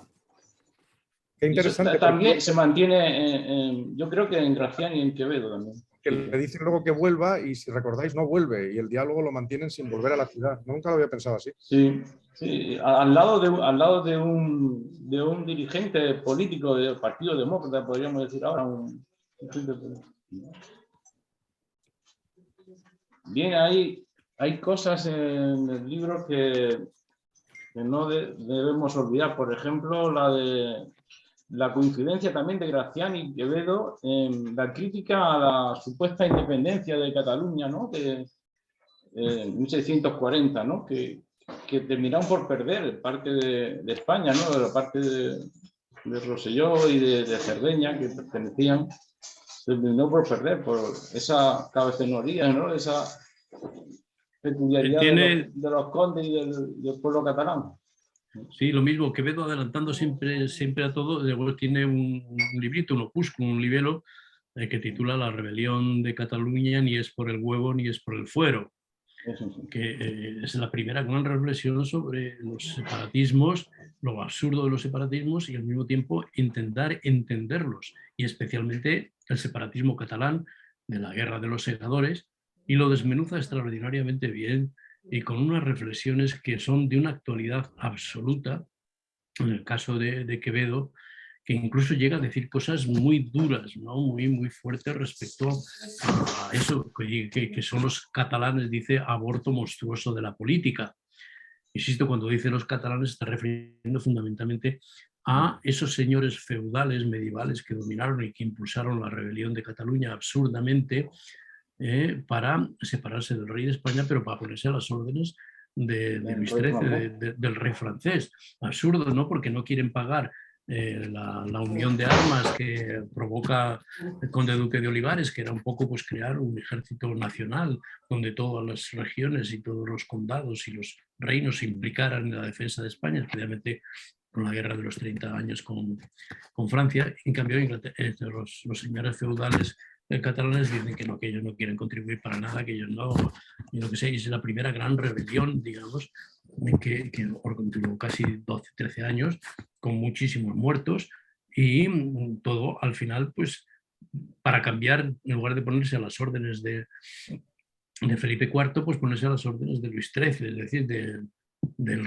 rey francés, dice cambiar. Bueno, y eso le hace a Quevedo hacer unas reflexiones sobre el por qué, el cómo fue todo eso, que son extraordinarias. Entre otras cosas, a mí me encanta la reflexión que hace sobre cómo se originó todo, cómo a veces estos grandes conflictos, como ocurre en la historia, casi nunca ocurren por un gran acontecimiento, un cataclismo, alguna cosa importante. No ha ocurrido nunca, ni en la Guerra Mundial última, ni en nuestros en general. Suelen ser elementos aparentemente secundarios, nimios, sin importancia, los que sin embargo en el contexto propicio pues son la chispa que luego desencadena los grandes enfrentamientos, incluso mundiales, ¿no?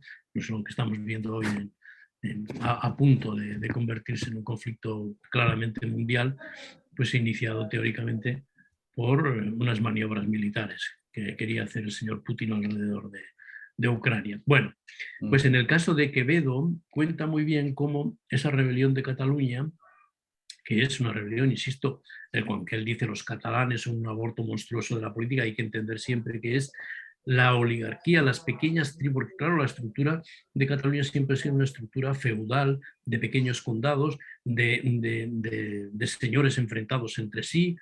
El famoso bandolerismo catalán, pues en el fondo eran unos señores feudales contra otros a ver quién dominaba la situación, ¿no? Pues esas minorías provocan la rebelión del pueblo de Cataluña en contra de los tercios de los soldados españoles. Y la disculpa es la siguiente, que tiene mucho interés hoy con eso que llamamos las fake news o las falsas noticias o la contraverdad, lo que sea. Ocurrió en un pueblito de Gerona, se llama Riu de Arenas, que está pues, al principio cerca de ya en Gerona. Y en ese pueblo pues, ocurrió pues, que llegaron los tercios, los soldados españoles, y entre el enfrentamiento con ellos y tal, pues debió de crearse una situación que acabó incendiándose la iglesia de Ruiz de Arenas.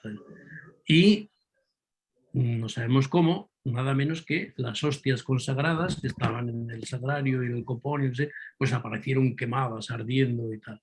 Bueno, esta fue el gran desencadenante, la gran imagen visual que esas minorías y la Iglesia Católica en el momento y tal, pues puso, y fue la mecha que encendió la rebelión del Segador, la rebelión de Cataluña de 1640, porque le atribuían ese sacrilegio de haber quemado la hostia consagrada, las hostias consagradas, a los soldados castellanos, ¿no?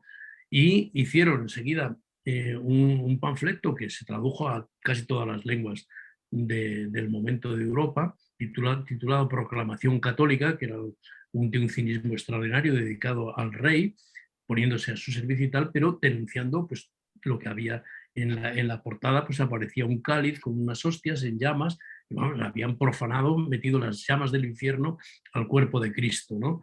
Y entonces ahí es todo un alegato contra en fin, los castellanos y todo lo que sea, que es tremendo, y una exaltación de Cataluña, donde, bueno, se llega a decir que el primer cristiano que existió fuera de eso era catalán. Dirían, perdona, España nos roba hasta las hostias, ¿no? Algo así, ¿no? Exactamente, España nos roba hasta las hostias. El primer cristiano, digamos, occidental fue catalán, lo dice claramente, ¿no? Entre otras lindezas que dice. Bueno, pero el caso es que ese panfleto tuvo una enorme influencia. Sonaron las campanas de todas las iglesias, de todos los campanarios de toda Cataluña, pues, en fin, anunciando el gran sacrilegio y llamando a la rebelión. Entonces Quevedo dice, pero bueno, ¿cómo es posible esto que no se sabe quién ha sido? Que han podido ser ellos mismos los que lo han provocado, o que ha sido un accidente, o que han ido a refugiarse allí sin más los soldados, o que han ido en busca de comida porque la gente guardaba la comida en las iglesias entonces, en momentos de guerra, por cualquier cosa que no se ve, o incluso ellos mismos lo han provocado. ¿Cómo ha podido provocar y cómo se atreven a, en el nombre de la defensa de la religión católica y de esto, pues rebelarse contra el rey legítimo? Y luego, claro, esgrimir que sus fueros tenían derecho a ello. Claro, Quevedo mira los fueros y dice que ni en el fuero, ni por los intereses, ni por las leyes, el fuero o el huevo, pues no hay ninguna justificación a esa rebelión absurda, ¿no?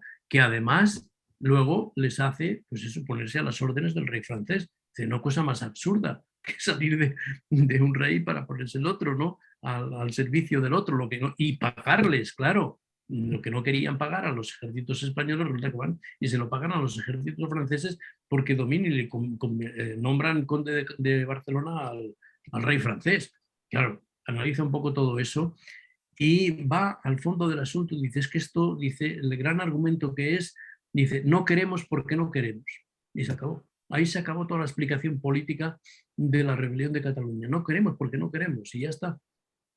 No, sí. Y entonces, en fin, es un libro curioso, muy adelantado a su época y que hace reflexiones sorprendentes para ver cómo precisamente eso, incluso llega a decir, hablando del nos roba, pone un ejemplo precioso, vamos, muy de Quevedo, ¿no? Dice que los catalanes son ladrones a tres manos. A tres manos, ¿por qué? Porque se ponen a rezar y juntan las dos manos, ¿no? Al lado del que tiene la faltriquera o alguien allí al lado, pero una de ellas, por ejemplo, imagino la derecha, es de palo. Es una imitación de una mano que se pone a rezar y le deja libre la mano de verdad para poder meter mano en la faltriquera y robar, porque dice que son ladrones a tres manos, ¿no? Con una firme y con la mano libre meten mano. Pues en fin, mucho de esto sí que son. A mí me recuerda mucho esto, pues lo que acaban de hacer el Pedro Sánchez y compañía cuando salen de ahí. Pues estos vienen, sí. Con la tercera mano se lo llevan, con la otra rezan. Eso es la mesa de qué le llaman del diálogo. Qué burla. Bien, Javier, no sé si me oyes, Javier. Sí, estás ahí muy en silencio. No. Puedes intervenir. Estoy disfrutando tanto escuchando que me da hasta pena interrumpir. Iba a hacer algún comentario, iba a introducir una anécdota, pero he oído tantas cosas que ya se me agolpan todas las ideas en la cabeza. Empezando por Román, que planteó el tema del papel y lo digital. Hombre, sin duda alguna el papel tiene ciertas cosas. Yo, al margen del olfato, al peso, sé cuánto me falta para saber quién es el asesino cuando estoy leyendo encuadernado. Eso es una cosa ya definitiva. Y de otra manera iba a apuntar un par de cosas que más como cuestión respecto de la filosofía y la actualidad de los clásicos. Decir si Quevedo, Gracián, otros autores de este calibre son filósofos, no lo son. Es que yo entiendo que filosofía ni falta que les hace. Porque es evidente, como ya creo que lo apuntó Santiago, como idea de sabiduría, como culminación del pensamiento en ese momento, tienen una sistemática detrás que todo lo que ellos elaboran siempre tiene sentido dentro de esa sistemática.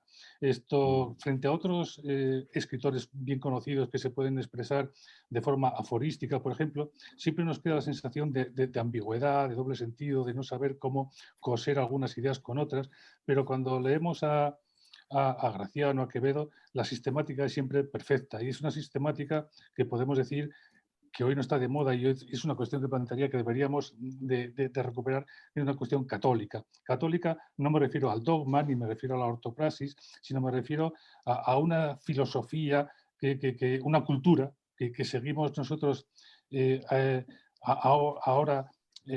La tenemos tan incorporada que sin darnos cuenta nos comportamos conforme a ella y cuando nos desviamos estamos sabiendo que hay algo que no funciona. En cuanto, por ejemplo, Gracián, el tema lo habéis planteado, utilizar los conceptos de persona, de racionalidad, todos esos son propiamente propios de una cultura católica y también retomando, pues por decirlo de forma aforística también, toda la tradición del escuchar, que nos viene de oír la palabra de la tradición judío-cristiana, la imagen que nos puede venir de los griegos y la trascendencia política que nos puede venir del derecho romano. Ya está dicho todo, la culminación de la época en cuanto representan estos autores. Por otra parte, a lo que la actualidad de los clásicos es lo que siempre nos llama, que la actualidad lo diría en el sentido de, como dijo el otro, la eternidad no es una acumulación de tiempos, porque entonces ya se contradice la propia eternidad. La eternidad es instantánea, no admite más, es una totalidad. Entonces, la actualidad de los clásicos como Graciano o como Quevedo es eso, que son siempre exactos. Nos sirve para hoy y para mañana de una manera precisa. Entonces, hasta el punto, por ejemplo, estaba escuchando ahora lo que hablabais de los nacionalismos, yo creo que ya, por ejemplo, Gracián nos lo explica perfectamente. Había recuperado, leyendo un poquito, una cita con esto de los nacionalismos imaginarios, fragmentarios, y Gracián decía así: nunca lo verdadero pudo alcanzar a lo imaginado, porque el fingirse las perfecciones es fácil y muy dificultoso el conseguirlas. Cásase la imaginación con el deseo y concibe siempre mucho más de lo que las cosas son. Es decir, en este tipo de aspiraciones localistas es fácil imaginar un mundo perfecto que siempre choca con una realidad que presenta problemas por todas partes. Y la anécdota que os quería plantear es, recuerdo que un compañero me había planteado alguna vez la recomendación de un libro y no sé por qué en aquel momento lo acabaría de releer o lo que fuera, estaba pensando en el oráculo de el arte de prudencia, que por algún sitio vi que era un libro de referencia en, en universidades americanas, cosas de estas de coaching o lo que sea. Ahí tenemos la actualidad de todas estas cosas. Y aquel compañero joven me lo devolvió a los 2 minutos diciendo que aquí yo no lo podía leer. Entonces, lo que me pregunto a lo mejor si estamos necesitados de algún... Yo creo que a lo mejor la trascendencia que tenían las universidades americanas, si es que es cierto que la tenía, se debe a la traducción, que era mucho más fácil leer un lenguaje actual que un lenguaje que quizás no estemos acostumbrados hoy a escuchar. Y a lo mejor hacía falta para nuestros jóvenes hoy, ante un libro tan extraordinario como el que acabo de citar, el del arte de prudencia, unas ediciones que permitieran a los jóvenes de hoy su lectura de forma que llegaran al sentido de lo que tienen planteado. Y perdonad que me haya extendido, pero es que como voy escuchando tantas cosas, pues quería comentar. Disculpa, me ha encantado tu intervención también, pero ese libro existe. Hay una... yo soy bastante el tema del oráculo manual y existe un libro, creo que ya de, entre comillas, traducciones al lenguaje actual. Y a pesar de que está muy bien hecho, desde mi humilde punto de vista, pierde mucho. Porque, por ejemplo, la edición de Cátedra, por una muy conocida, con las notas que hay, yo pienso que cualquier persona medianamente culta o medianamente que tenga una cultura general lo puede entender perfectamente. Lo otro facilita, y también estaría bien, pero creo que acostumbrarse a leer a los clásicos en su lengua con notas, evidentemente, nunca está de más. Nosotros tenemos la ventaja con el Quijote y la desventaja, ya sabéis, que dicen que lo leen mejor los extranjeros porque lo leen traducido al lenguaje del siglo XXI en este caso. La famosa traducción de Trapiello está muy bien, pero evidente, y me parece algo estupendo lo que hizo Trapiello de poner al Quijote en lenguaje actual, pero evidentemente no hay nada como leer el original si se puede, ¿no? Claro, creo. En este libro de Santiago hay una selección de 33 aforismos del oráculo. De los 300, reúne 33. Y muy bien escogido. Ahora, si eso, citamos algunos. Será el libro que me lea el próximo fin de semana, en cuanto me llegue. Está muy bien, muy bien. Sí, no, pretendo, como he dicho ya al principio, a algunos les llamará la atención porque no es que huya, no quiero ser academicista. Es decir, no quiero hacer, normalmente se identifica lo clásico, pues eso, con estudios y ensayos sesudos, profundos sobre el sentido y tal. No, yo he querido demostrar que los clásicos basta leerlos con cierta atención, dándole a las palabras el valor que tienen, para no atracarnos a hacerlo con fragmentos breves, pero que no necesitan de más, porque es como ir añadiendo cosas que el propio texto puede prescindir de ellas. A alguno le llamará la atención que es un libro, por ejemplo, sin bibliografía. ¿Qué pasa? Que no podía haber puesto 30 páginas de bibliografía si hubiera querido sobre unos autores y otros libros. ¿Para qué? No es la finalidad. El que quiera hacer estudios academicistas sobre Gracián y Quevedo tiene miles ya hechos. Ahora, el que quiera leer directamente a Gracián y Quevedo sin que se le atragante, sin que tenga que leer todos los libros, sin que tenga que seleccionar, yo le facilito simplemente los fragmentos que son aforismos, son apotegmas, son emblemas, son historias, son fábulas, son cuentecillos, que claro, el conjunto es lo que da la sensación de esa vitalidad de los clásicos.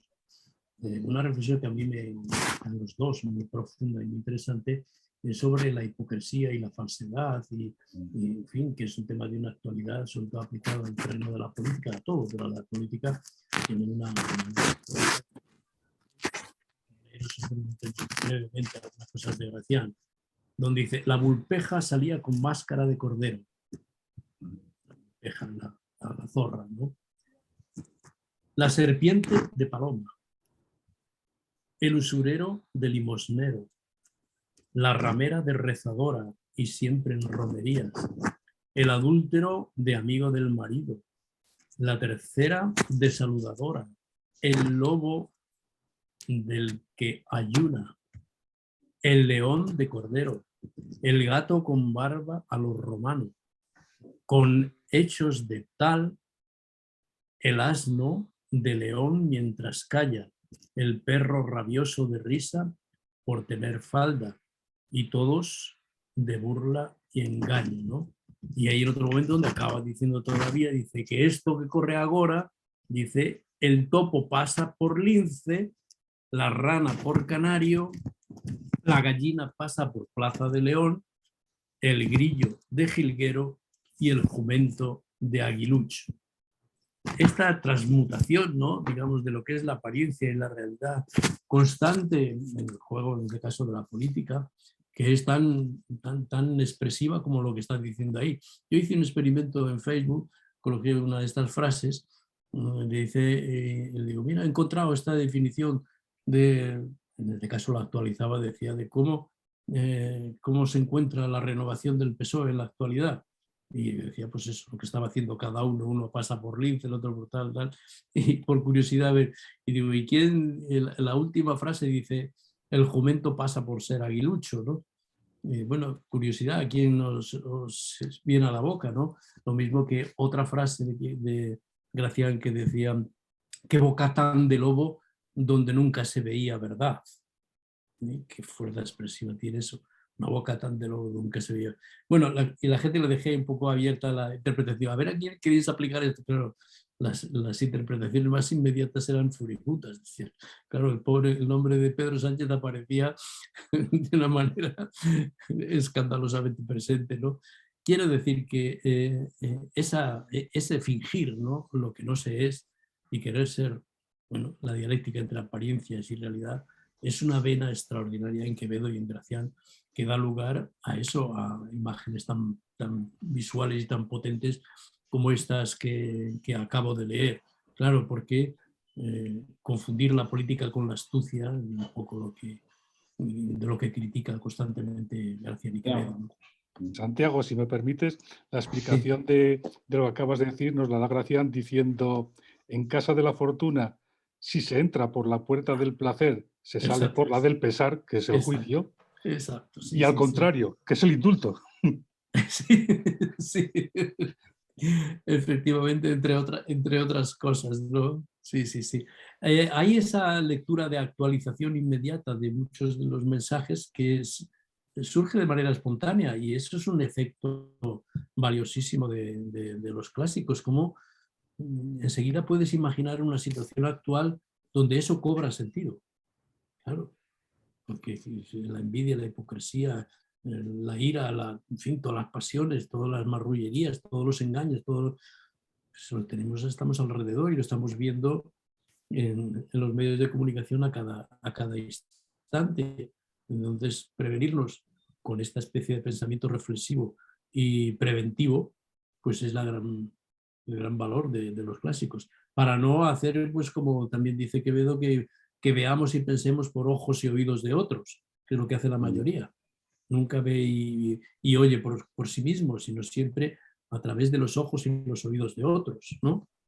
En fin, son de este tipo de cosas de los que yo creo que está lleno el libro y tiene ese valor, ¿no? Y espero que los que no lo hayáis leído lo disfrutéis. Y siempre, yo quería hacer una pregunta a todos, es si tenemos que estar confiados totalmente de los clásicos, de todos los clásicos, o si los clásicos resuelven todos los problemas actuales a nosotros personalmente, o no es así. Sí a todo, sí a todo. Perdón, no broma. No a todo, no a todo. Lo mejor es no a todo. Sí a todo, sí a todo. Lo mejor es no a todo. Así no te bueno, pero en este caso, en el caso de que vamos a hablar un poco en broma, en el tema de los clásicos, con las medidas pertinentes, ¿no? Que luego también, como habéis comentado, que me ha gustado mucho esto que se ha comentado de que si Borges no estima suficiente a un clásico, algo hay que sospechar, ¿no? Bueno, tampoco sabemos. Pero en general, yo creo que, no lo sé, pero que tu pregunta tal como está planteada, por supuesto, en vez de un no a todo, quizás se acerque más a un sí a todo, en el sentido de que, a ver, por ejemplo, en Gracián, Gracián es que lo cojas por donde lo cojas. Yo he hecho una experiencia, por ejemplo, una tontería de las muchas que hago, que es coger, por ejemplo, el oráculo, leerlo y decir, ¿para qué leer el oráculo? Que lo tengo subrayado de más de 30 años, si todos los días cometo un error. Ahora mismo lo estoy cometiendo, estoy hablando de más, etcétera, etcétera. Ahora estoy cometiendo 20.000 fallos de los 300 que pone Gracián, ¿no? Y digo, ¿para qué lo leeré? Digo, pues eso para recordármelo, para recordarme mis propios errores, por ejemplo. Un ejemplo cualquiera. O sea, que siempre son útiles. Y si no, vale también el silencio. El silencio. Creo que de los clásicos modernos, un gran clásico es el gran Juan Rulfo.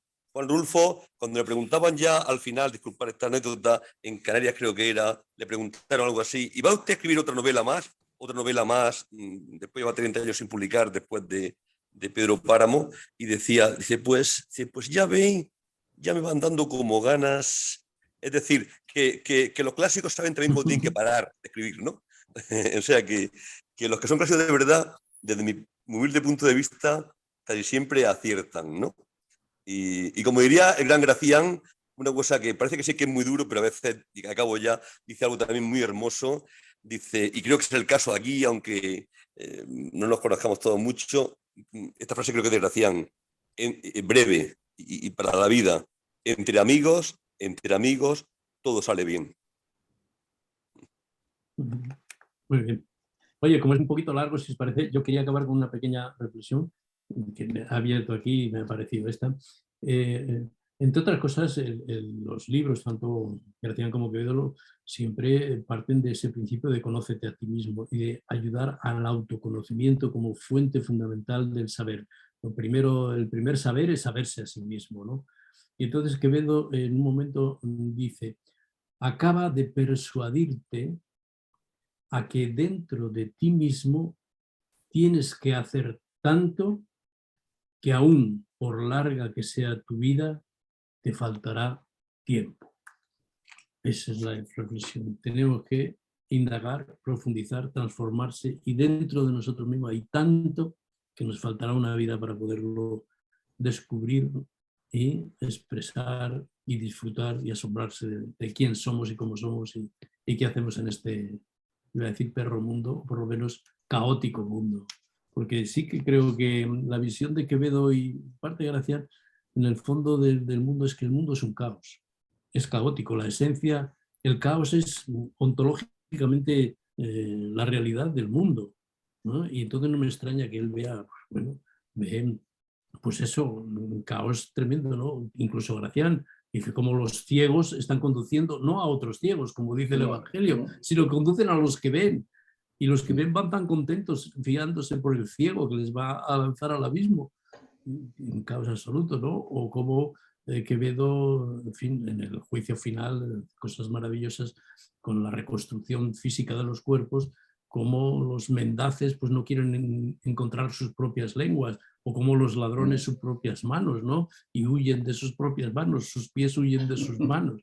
Es decir, la concepción incluso anatómica del ser humano como un rompecabezas, un caos, ¿no? Que aparece luego en otros, por ejemplo, en Gracián habla de un momento de una mezcla de hombre y serpiente, que llama serpiombre, un cuerpo de serpiente y cabeza de humana. Todos esos trastueques, caos, mezcolanzas extrañas, Quevedo y Gracián tienen esa visión de la realidad, donde se asocian cosas aparentemente antagónicas, pero que construyen la realidad. Por eso que hacen metáforas, pero son metáforas hiperbólicas, pero metáforas realistas en el fondo.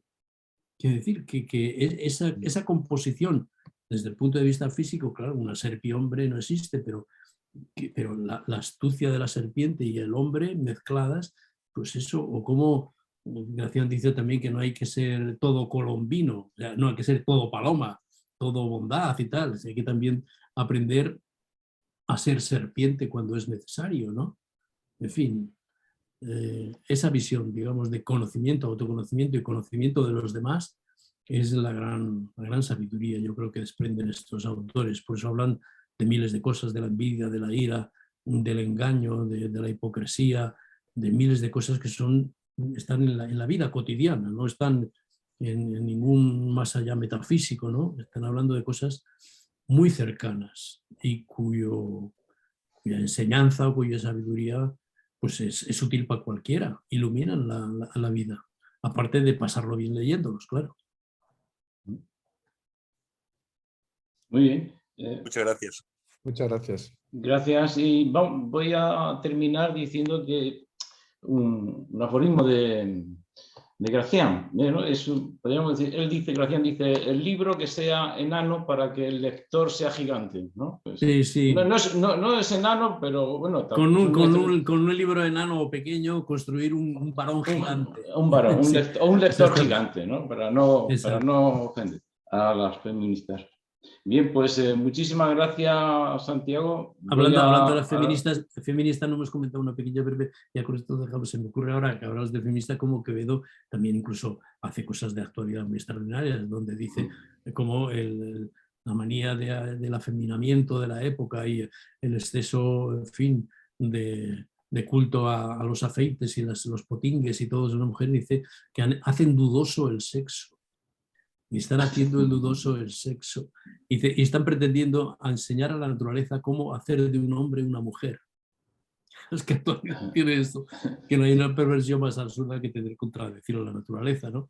Pero sí, estaban intentando a ver cómo enseñar a la naturaleza a transformar un hombre en mujer. Por pues eso, este libro yo lo aconsejo en el bachillerato español, que es una institución un poco rara, ¿no? Que te permite leer grandes libros, grandes obras, y esto sirve como introducción a los grandes como Quevedo, como Gracián. Pues muchísimas gracias, Santiago, y le doy a detener y estamos un momento.